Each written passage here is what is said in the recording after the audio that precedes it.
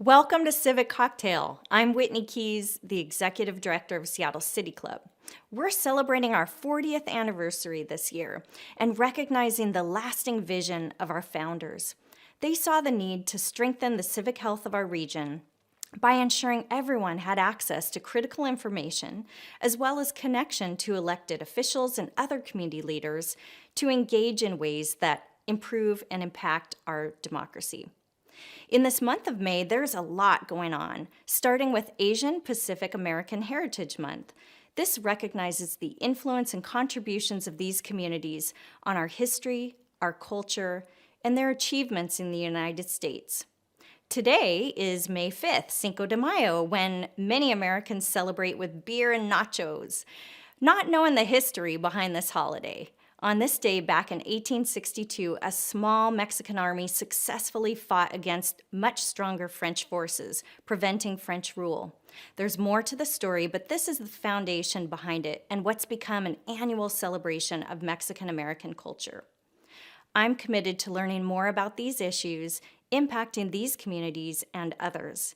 And Seattle City Club's ongoing diversity, equity, and inclusion work respects our shared history and reflects diverse voices and expertise in all of our programs. Civic Cocktail is just one way that we do this, and we deeply thank Comcast, our presenting partner. We also want to recognize the Seattle Channel as our longtime media partner and Town Hall as our program partner. As we look ahead to June, we're partnering with Native leaders in our region to host a 3-part series. It's a virtual civic boot camp, and it's going to be focused on Native leadership in the Salish Sea region. Through a series of conversations and panel discussions, we'll examine their roles and responsibility and contributions within our civic landscape as they work with the United States government and non-tribal organizations to manage natural resources and address social, environmental, and public health issues. When Civic Cocktail begins in just a few minutes, we invite you to be part of the conversation. You can do this by typing your question in the chat box, and please note the person that you would like to answer your question. At the conclusion of the live recorded program, the live stream will continue for about 15 minutes so we can just focus on answering your questions. As always, we're committed to ensuring that this is a civil conversation and respectful exchange of ideas. This continues to be a very challenging time and a tough year for many of us, especially nonprofits that do events-based programming like Seattle City Club and Town Hall. So please consider making a gift to help us continue to produce these programs. During and after Civic Cocktail, you'll have the chance to donate online, or you can text to give. Just text the word civics to the number 44321, and whatever you give will be appreciated and support our organizations. So thank you so much. And now it's that time to grab the drink of your choice, sit back, relax, and watch Civic Cocktail with our host, journalist Joni Balter. Good evening, everyone. Welcome to Civic Cocktail. I'm Joni Balter. We have a terrific show for you tonight. Thank you so much for joining us. We are talking about Seattle's beloved and right now bedraggled downtown. With us to discuss how we might restore our superstar tech hub, Bob Donegan, former chairman of the Seattle Chamber and currently president of Ivar's Restaurants, and Brian Surratt, former director of the Seattle Office of Economic Development, now vice president of real estate and community relations for the Alexandria Real Estate Company. So let's get to this, Bob. A lot of changes downtown during the last year. What are some of the aha numbers of lost businesses and lost jobs? So Joni, it's been bad news and good news, with good news increasing recently. As an example, 360,000 people normally work downtown, and at the bottom of the trough last April and May, only 8.6% of those people were coming to work.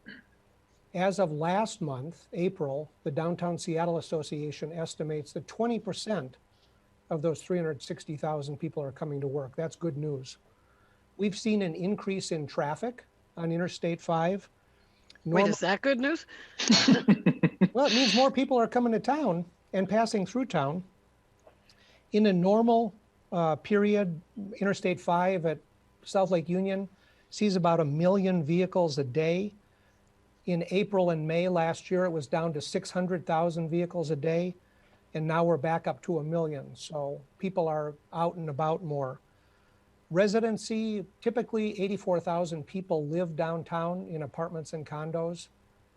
In last spring and summer, about a third of them were not living downtown, and about 1,203 apartment people left downtown. Most of those people have come back, and in the first quarter of 2021, 907 new people have moved into downtown. So there was bad news, and it's improving gradually. The Downtown Seattle Association tracks the number of business openings and closures, and despite a loss of about 275 businesses downtown, the latest list shows 24 new business openings in downtown in the last few months. The bulk of them are restaurants, but there's also pet care, financial services, salons, and some retail. So downtown is slowly, in this spring season, starting to come back to life. So bring you in here, Brian, and setting the table, as you said earlier. How do you see the trend lines downtown? You know, I'm sure you saw that article in the Seattle Times earlier this week that talked about demand for office space actually rebounding a lot. What did you think of that? Well, I think, to Bob's point, the reality is 2020 was hard. It was hard on our town and our central business district. But we're also starting to see glimmers of hope. There is light at that end of the proverbial tunnel. And when I think about last year, it's been really a period of reflection and reckoning and hopefully what I believe to be a renaissance for our community. And what we need to recognize, though, last year, it wasn't just the pandemic that we're dealing with. It was a pandemic and then the subsequent economic and fiscal fallout that we saw. And then on top of that, this social justice movement that really captured all of us because we had nothing else to do but sit at home and watch this happen not only in our city, but across the country. But that being said, I feel so strongly about this city. Cities have always been a powerful human organizing force. And I really do believe that we have to kind of step back. And when I said reflection, being able to step back and recognize that humans and cities have endured pandemics before. And if anything, they have emerged stronger, better imagined, more productive as communities and again as organizing tools. And I just believe that the clustering force of cities will be more powerful than this pandemic in the long run. So all those glimmers that Bob noted at the end, I think they're tracking and they're signaling something really powerful. Well, let me stay with you for a second, Brian. I just want to ask you, so small business, so many small businesses had such a rough year and experienced so many closures and so many troubles. And I'm just wondering, like, as you look like today and maybe it's like some of the office space or something like that, but how would you describe the state of small businesses downtown today? Well, I think 2020 again was devastating. Especially to small businesses. And I think another thing that people learned, and it was a shock lesson around how interconnected this economy is, that the upper floors of our office buildings, they are not only essential to just kind of productivity and innovation in our downtown core, but they're essential to the survival to those small businesses on the ground floor. That the reason why non-workers and residents want to flock to downtown because they want to frequent those establishments on the ground. And so they have been decimated. My fear, and actually Bob mentioned this in the conversation before the call around, what will small business look like going forward? What will be the nature of those small businesses going forward? And Again, what I still believe that I think there's something powerful about the DNA of Seattle. Like, okay, yes, small businesses have been hit hard, and we are going to. It's tragic that we've lost so many, and at the same time, I think there's room. I think there's room for new ideas, new entrepreneurs wanting to make their mark in Seattle. I think there's new opportunities for them to do so. Joni, at the start of 2020, there were about 14,000 restaurants and hotels in Washington state. The State Hospitality Association is estimating that after Corona ends, let's say Labor Day of 2021, we'll have 5,000 fewer restaurants and hotels in Washington state. Wow. Hospitality is the single biggest employment industry in the state, 304,000 people.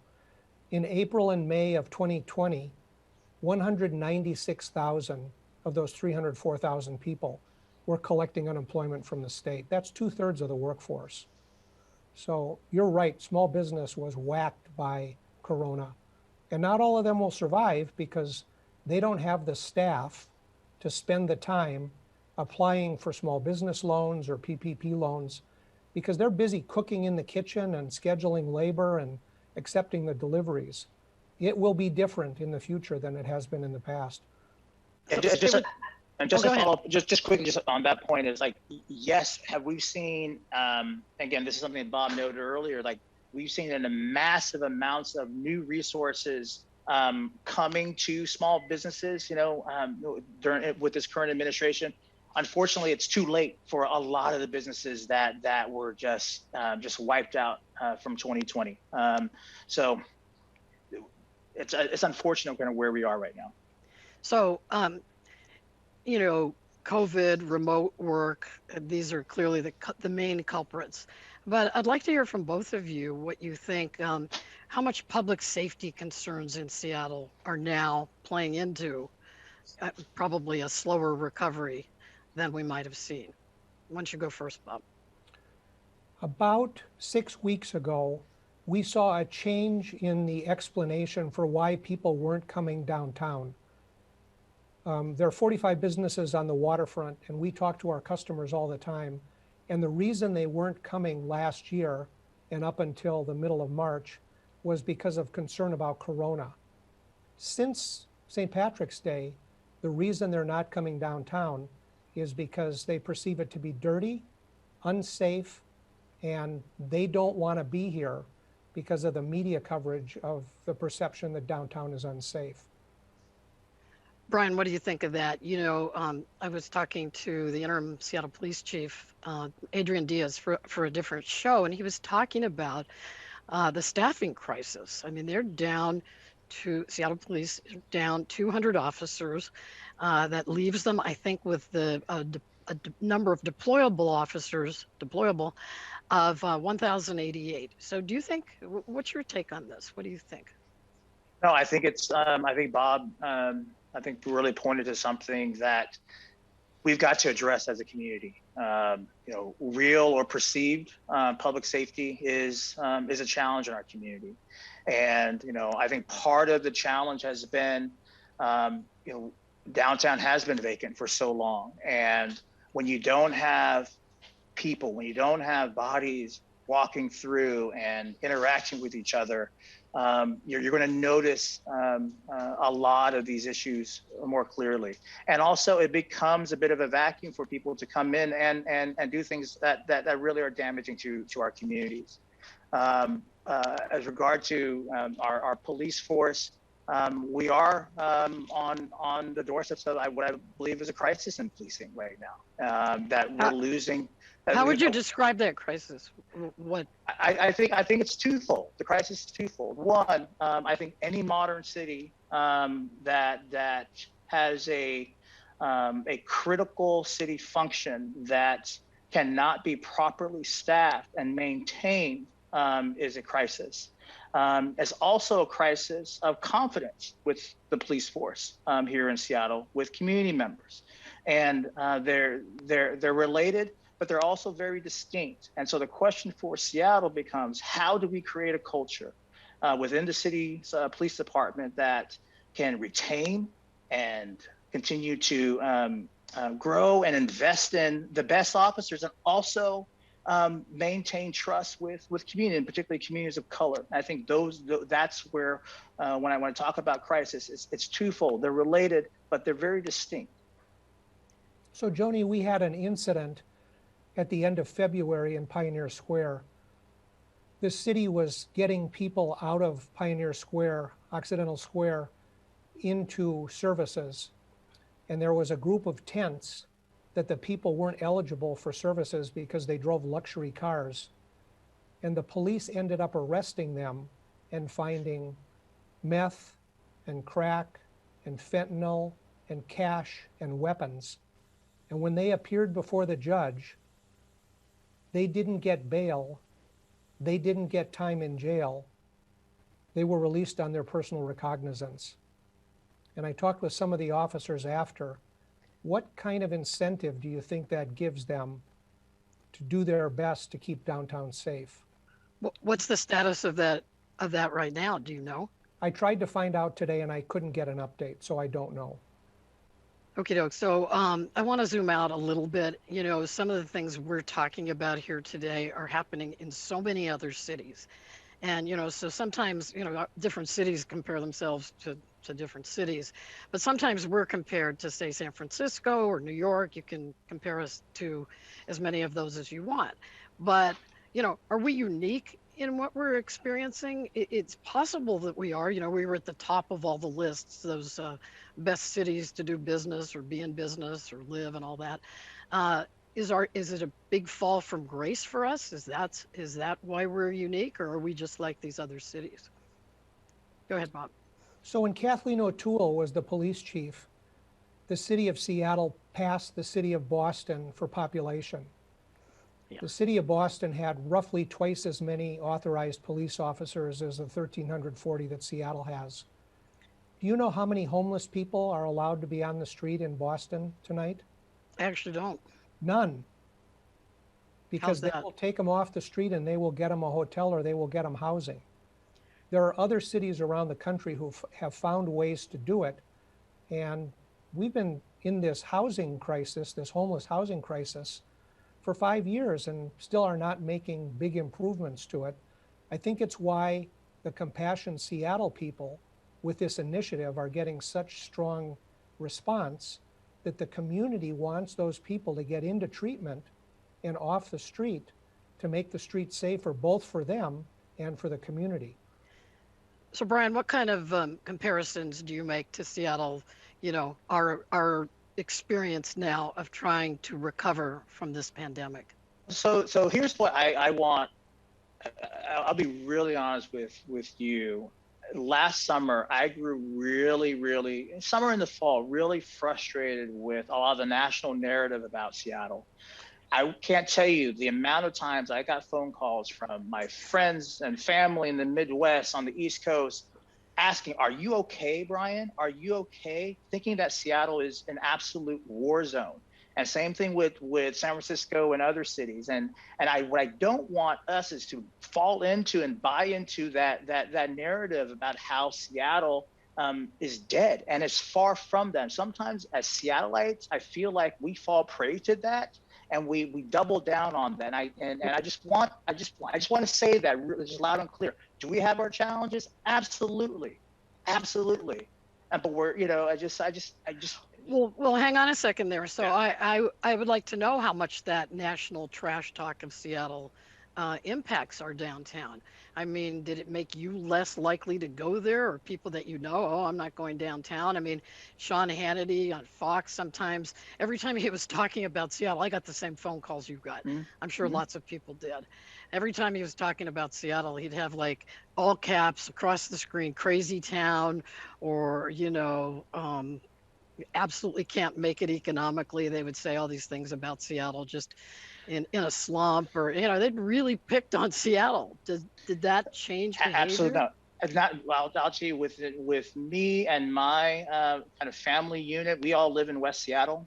Every weekend, we go downtown. Sunday morning is almost ritual. Pike Place Market. Saturday, Chinatown ID for bubble tea and for Chinese food. That is that is our, we made it a point to come to downtown because we didn't want to fall captive to this narrative that, again, I think it spoke to some truth in the sense of like where does this city go when it comes to reinvesting in such an important part of who we are, but also the doom and gloom and the fear mongering, it really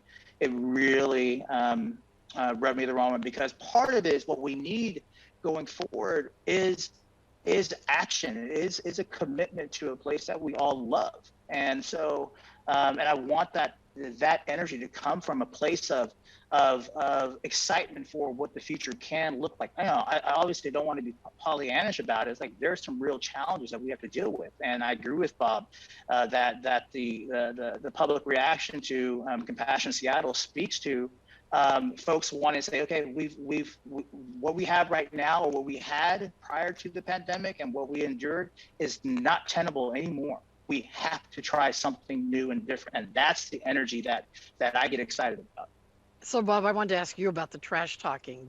I'm sure maybe you got the same phone calls from friends across the country, but do you think that impacted locals or people from around the Puget Sound region from saying, well, I'm not, I saw that on Fox, so I'm not going downtown? We know it's true. When we ask regulars to the waterfront, hey, how come we haven't seen you in a while? They'll tell us that they feel unsafe coming downtown. And we remind them that the waterfront is different from downtown. Is this anecdotal or, it's anecdotal. Or what? Yeah. Everything's anecdotal in the last year. There's not been much market research done. But here's another data point for you. In January, February of 2019, the Pike Place market got 10 to 12,000 visitors a day. In April and May, it got none. Last month, the Pike Place market was averaging 10 to 12,000 visitors a day. So that's not all Brian's family. There's other people coming to town as well. Got a big family, Bob. He's got a large family, I would say. And so it's busy in town. We see the traffic on Interstate 5. We see lots of families riding bikes, walking the waterfront, coming to the new Pier 62 concert pier. Yeah, it's busy in sections down here. We just need the people to come back to work. Well, that's a perfect segue to the impact of arts and culture on the recovery, on the just overall feelings to downtown. So you have the aquarium is open, you have SAM, Wing Luca Museum, those are open. The Moore Theater, the Paramount, the big music venues still closed, and restaurants at 50% capacity for at least another 2 weeks. How impactful is that on the overall feel of downtown, Bob? It's clearly impactful. The aquarium, which has a self-imposed limit of 15% of capacity, is selling out. The Mariners and the Seahawks, or the Mariners and the Sounders, are filling their stadium at the 7,000 at Sounders and 9,000 at Mariners that they proposed and they've been limited to.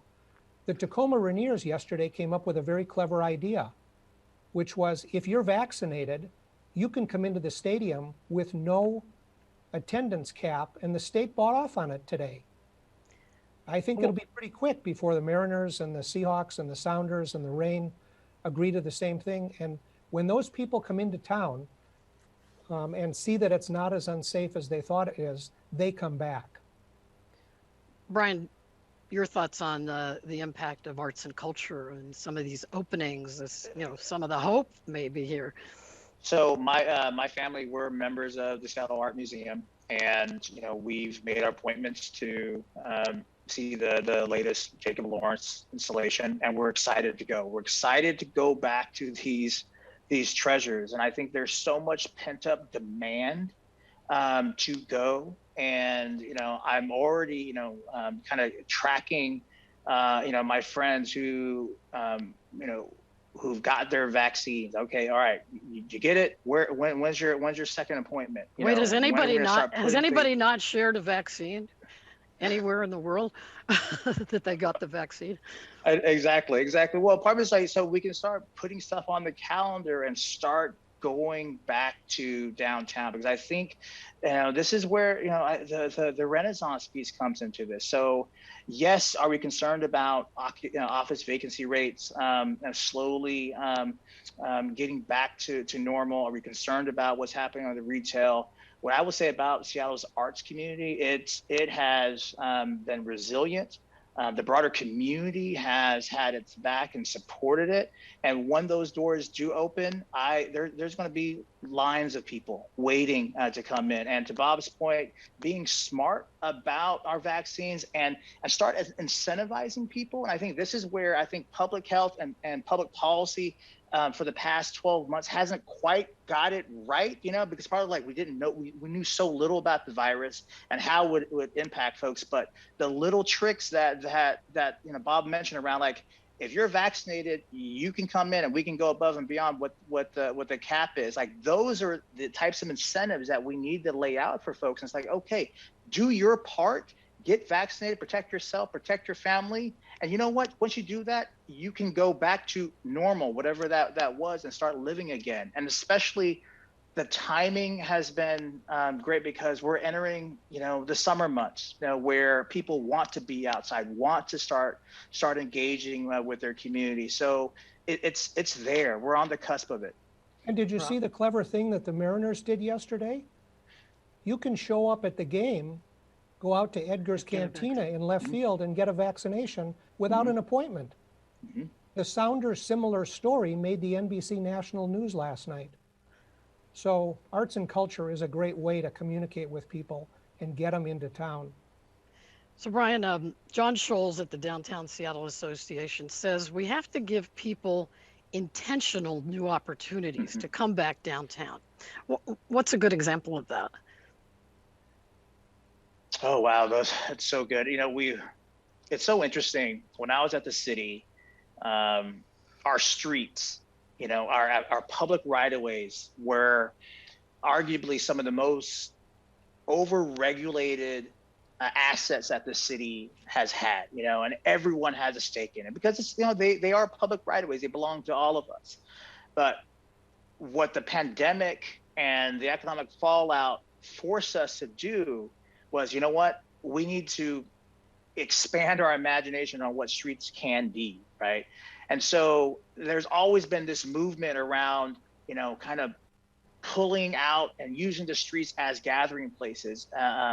And if anything, the pandemic has been an accelerant for these things. And so when I go downtown and into some of these neighborhood business districts and seeing, people literally in tables in the street, and people walking, and that is what could be. And so what John is talking about, though, some of those intentional things, I know some of my downtown business friends are going to say this is crazy, but what if we were to open up, and make it car free, the Pike Pine corridor once a month, no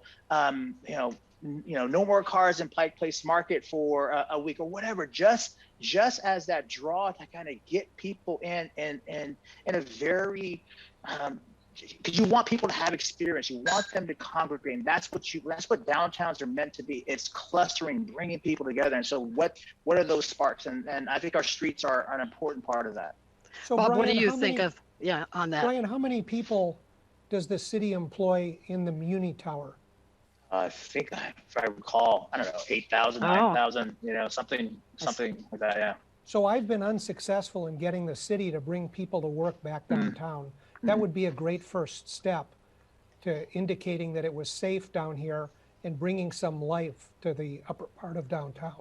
Well, to that exact point, Bob, Amazon, 55,000 employees strong, is saying that employees must come back, or most of them must come back by fall. Isn't that an important switch? The Downtown Seattle Association is tracking employers and when they're bringing people back to work or allowing people to come back to work. There's a cluster that are coming back in June. There's another cluster coming back after Labor Day. There's a huge cluster coming back in December. And I think if the city brought people back to work, it would accelerate the other organizations to bring people downtown. They miss coming to work. They miss seeing each other. I agree with you 100%, Bob. You know, it'd be actually frankly a poetic bookend to how Seattle and King County started its pandemic response. When you had the county executive, you had Amazon, you had Microsoft saying, this is what we're going to do. And that sent a signal to the marketplace. Okay, folks, our largest employers in the region, our government is going to take these actions. And to Bob's point, on the bookend, you know, Amazon's already making those signals. You know, I think it'd be great for one of our larger downtown employers to send that same signal to folks. Like, downtown is not only open for business, but it's you know, we want folks to come back. So, Brian, I think we're kind of getting somewhere here.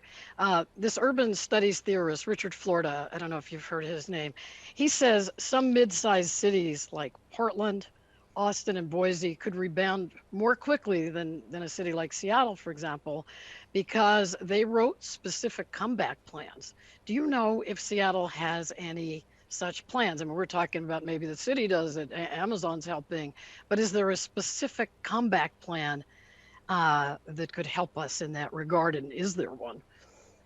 Well, I do know that John Scholes and Pamela Banks from the city, they're co-chairing the city's resiliency task force. They've got a broad group of stakeholders who are really diving into this question right now. What will it take for the city to bounce back? So, you know, I think the beauty of Seattle, when Seattle works at its best, it is that coalition of government, of business, of community leaders, really rolling up their sleeves and saying, this is how we're going to move forward. So I'm not familiar with Portland's plan, but I'm really confident in the leadership of John and Pamela and the rest of that task force to guide us. At the same time, you know, it's really important to have those critical market signals that, okay, here's what's happening. And also, you know, I don't want to, you know, I don't want to undersell this. People want to be together, and I think, I would hope sometime this summer, end of the summer, when we hit a point where we've got enough vaccination take up, that we have some sort of celebration to really mark, you know, not the end of the pandemic, because we don't know what that really is, but really signaling to the beginning of something new and different, and what downtown could really look like. It doesn't have to be this hyper plan thing, but just something that really signals like we're moving forward as a community.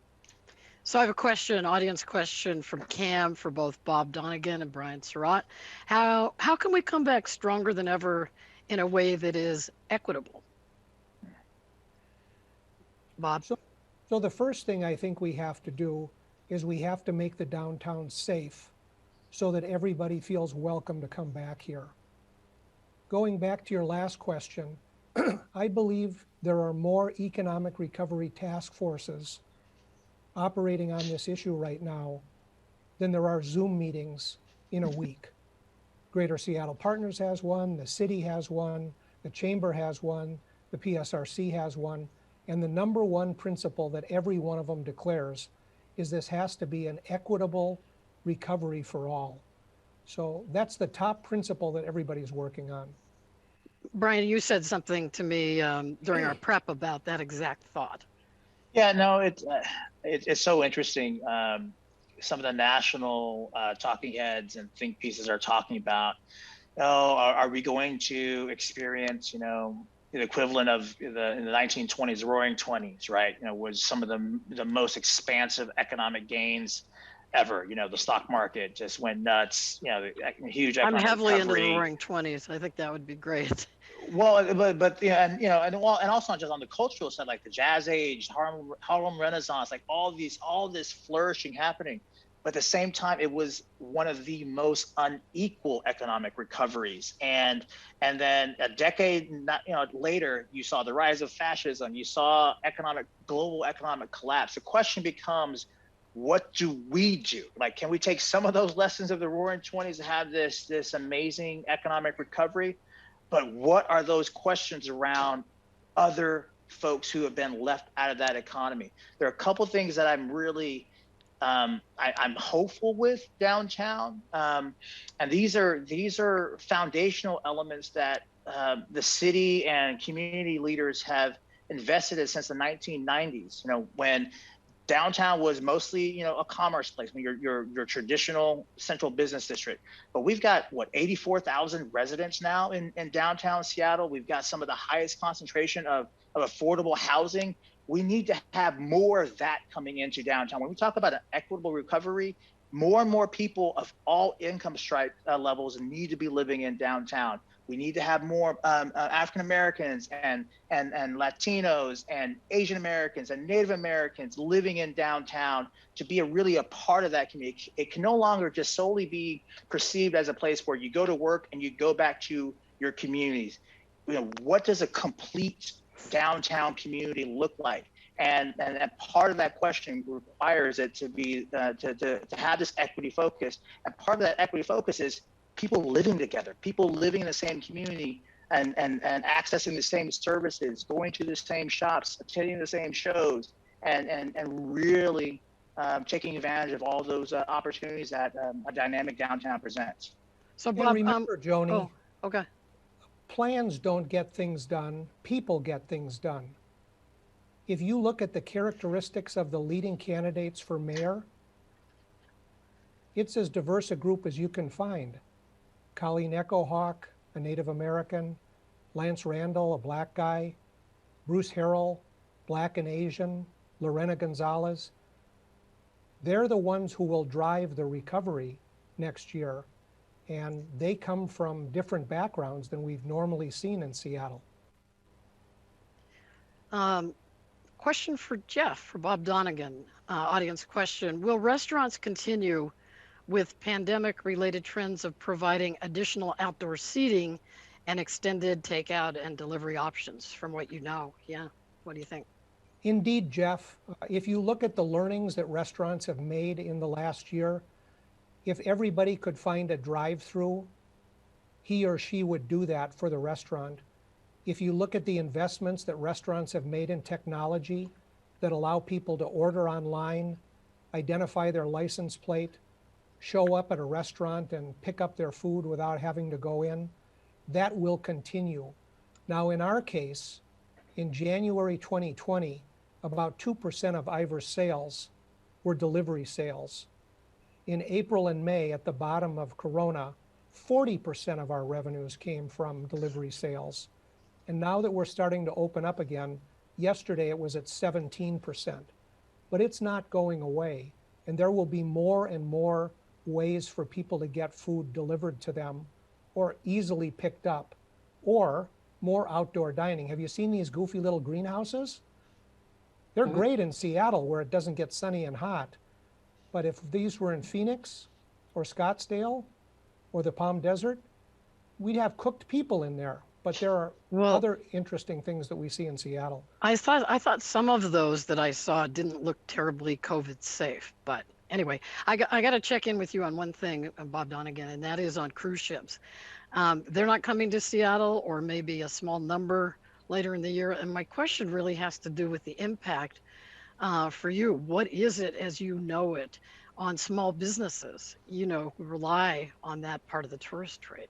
So we got our hopes up last week when the Centers for Disease Control issued new guidance that allowed cruise ships to continue operating. And then the Senate, primarily driven by the Alaska delegation, but supported by Maria Cantwell, came up with an exemption to the Passenger Vessel Service Act, which would allow ships from Seattle to go to Alaska and not have to stop in Victoria on the way back. This bill was presented in the Senate on Monday, and Senator Lee from Utah vetoed it, and because it was a unanimous consent requirement, a single person could stop it. So they're working to make that happen.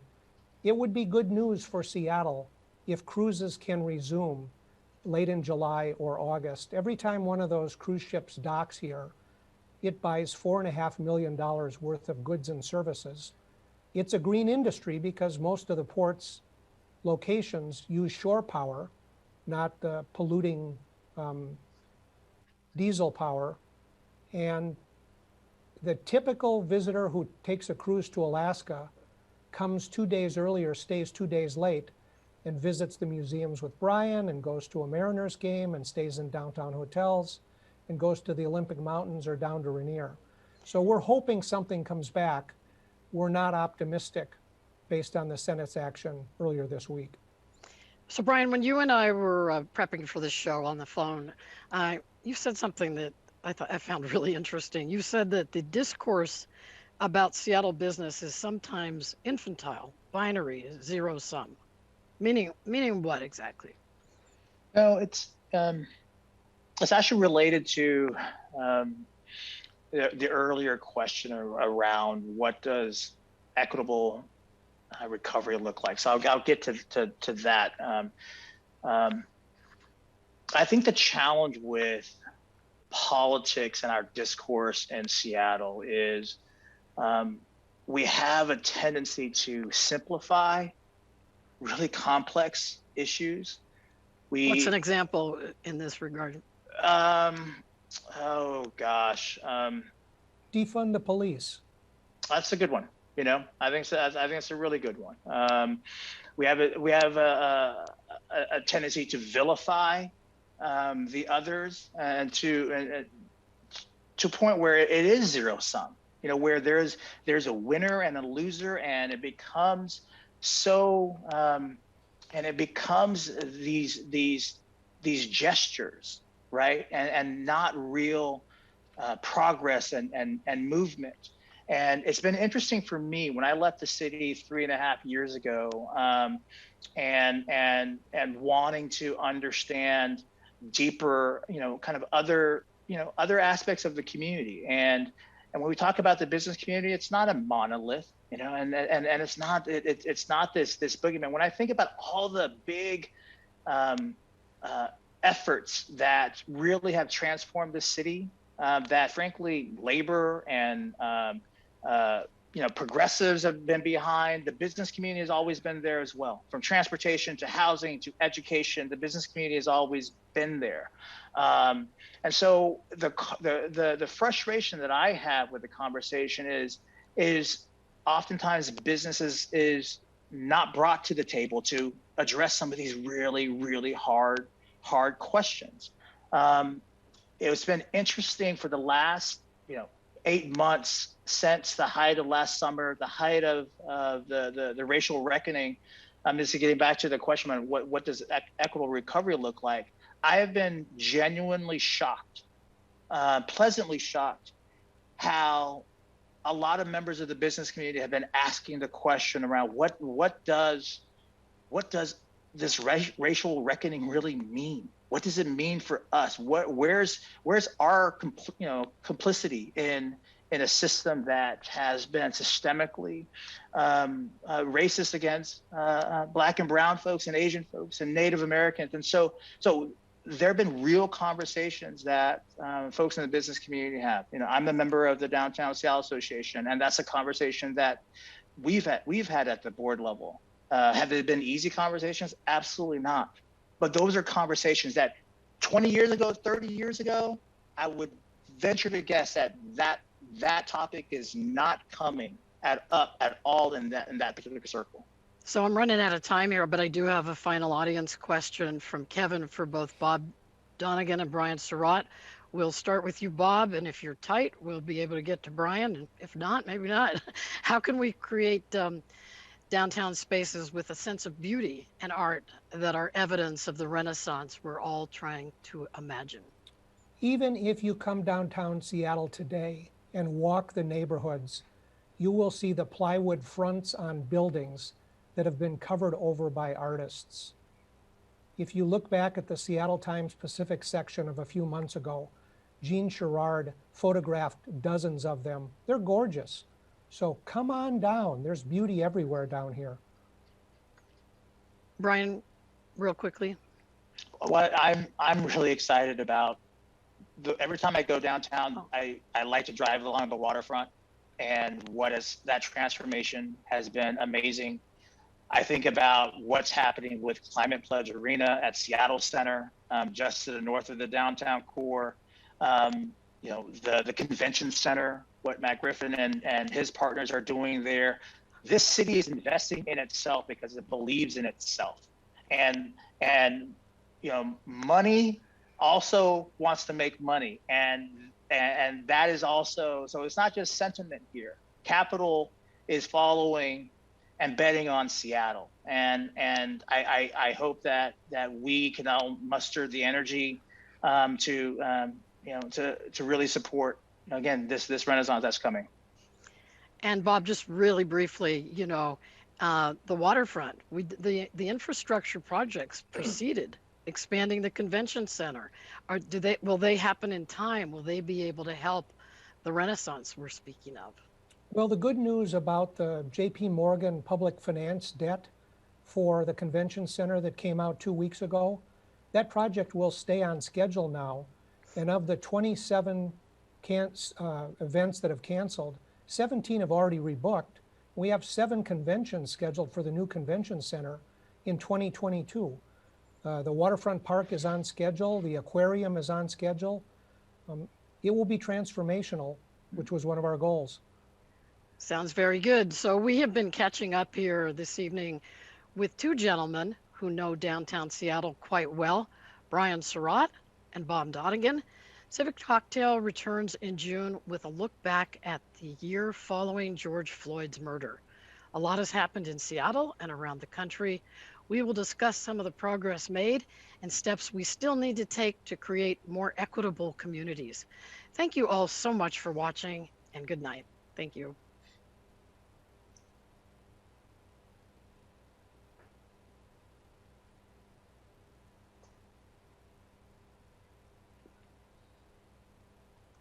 Okay, so here we go. We are in Civic Cocktail Overtime, time that we have set aside to take more of your questions.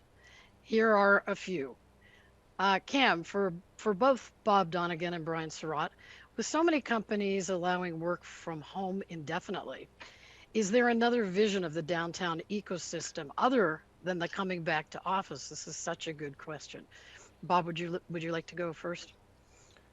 So I think that's a question best asked of individual building owners, property owners, or the city regarding parks. There are individual plans to deal with people coming back or not coming back. In my experience, and we've had the Ivar's office staff voluntarily work from home, but if they want to come to the office to do tasks, they can do so.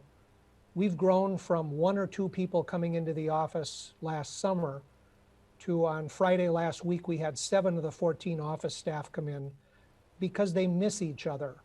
And I think we will see more and more companies, employers downtown, allow people to come back when they want. And we will see a slower recovery than if everything opened up the way it did after 2008 and 2009. Well, Brian, I had a similar question about that in my mind. Some companies are either going, forever remote or hybrid remote. There's all these different permutations, as you know. That seems like it could slow the recovery because obviously before the pandemic, we didn't have this option so much. Well, there's, I know Bob's a big data guy. There is an economist that you should look up. His name is Adam Ozemic. He's the chief economist for Upwork. They do a lot of kind of workforce labor market matching with employers and freelancers. And he did this amazing survey in December, this past December 2020, and trying to understand, okay, what does this work from home dynamic really look like? And he laid this out. So I'm going to go so right before the pandemic hit, working from home full time was about 2% of all U.S. workers were working from home. 15% was about were going part time. During the early phases of the pandemic, 50% of the workforce were working from home. 50%, and that shows you also, frankly, how many workers don't have that flexibility and that privilege to work from home. Our essential workers, folks in the service industry, et cetera. That was 50%, up almost 2/3 of the population. Now he estimates that's around 35 to 40%.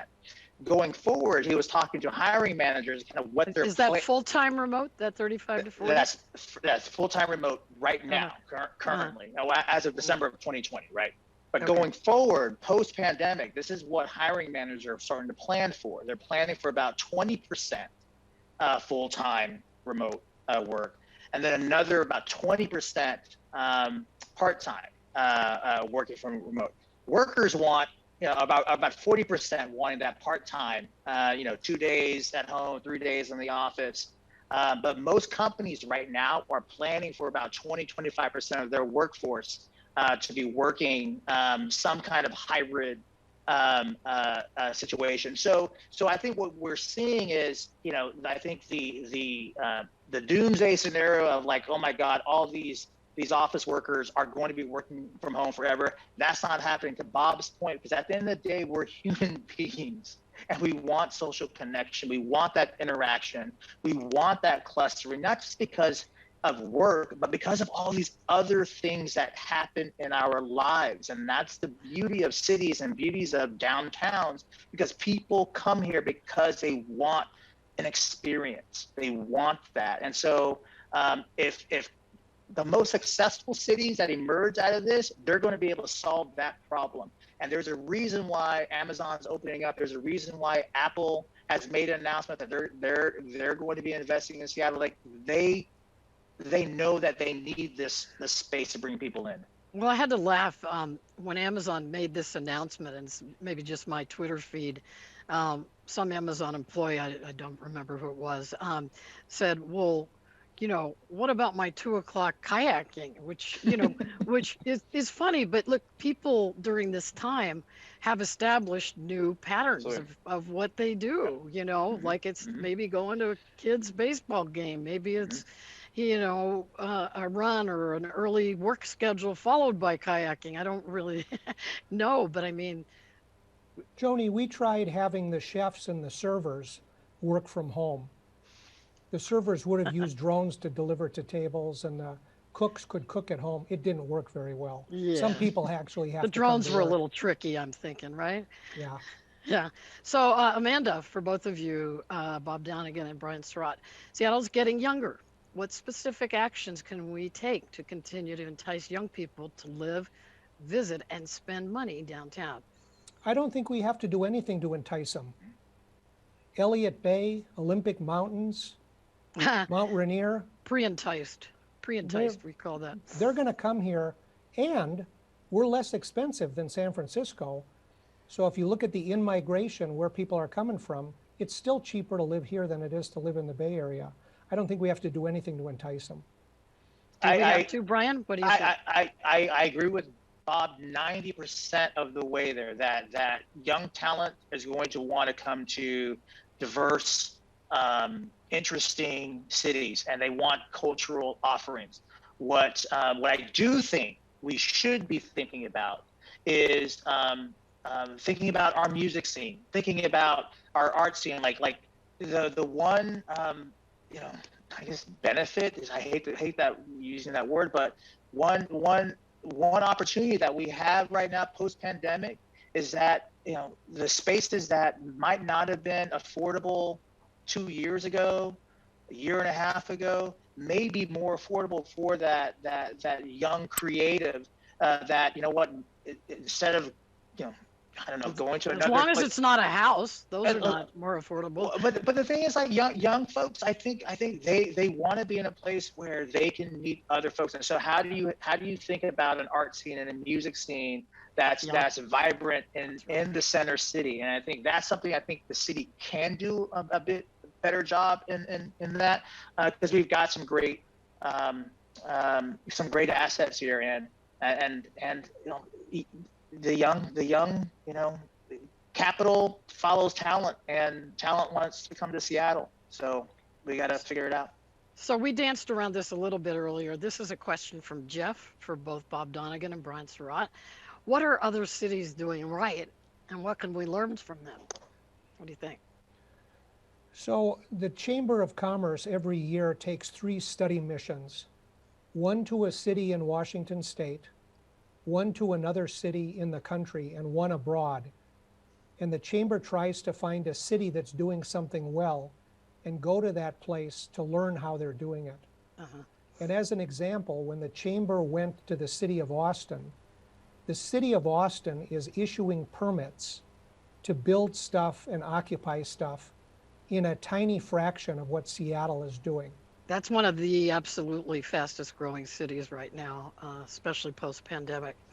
And that's one thing we could do here to make it much easier to get small businesses, minority businesses who don't know how to navigate the permit process through that process quicker so that they spend less time and less money and they can actually open up. What are you thinking, Brian?